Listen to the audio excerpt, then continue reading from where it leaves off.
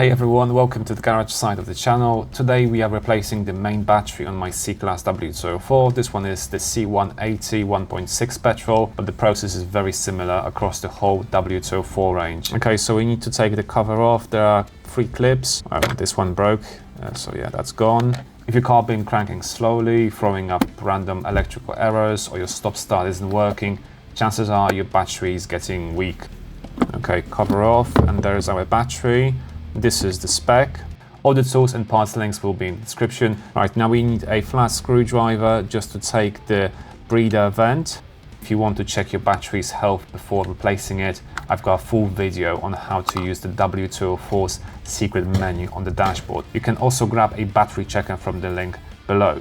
Okay, now we just need to go to the mount. You will need a ratchet with extension. This is going to be 13mm.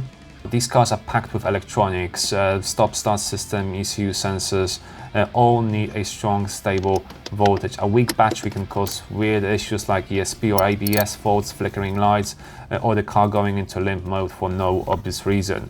That's why keeping a healthy battery on a W204 is not just about starting the car, it's about keeping it running smoothly. Now we just need the 10mm on extension to take the terminal off. We're starting with the -1, so the left one in this case. And I always like to just wrap it in some kind of a cloth just to not touch anything. Don't worry about the radial memory, as all data will be sustained by the auxiliary battery.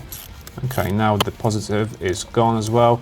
I should in theory wrap this one as well, because this one is, if it's going to touch something, it's going to spark, but it was securely fastened there, so I didn't have to because I knew it's not going to touch anything metal in the car.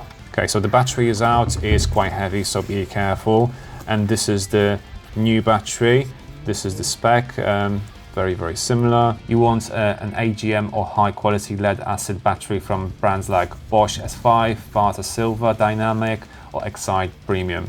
Right, trying to put this in, it is a bit of a faff. There is very little room to play with, and it needs to fit perfectly. It's exactly the same size, or maybe slightly larger by a couple mils, but it does fit well. Okay, so now I just put the breather back on, and then in reverse we are starting with the positive terminal first.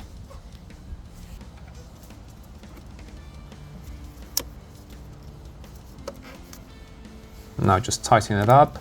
I didn't have to clean the terminals because they've been actually in a good nick, but sometimes you just need a wire brush to just clean it up if there is corrosion or any kind of muck on it. Now just fastening in the mount just to kind of secure the battery in place. And now we're going to be putting the cover. It's a bit tricky because you have to make sure you latching it properly, because otherwise it's just not going to fit.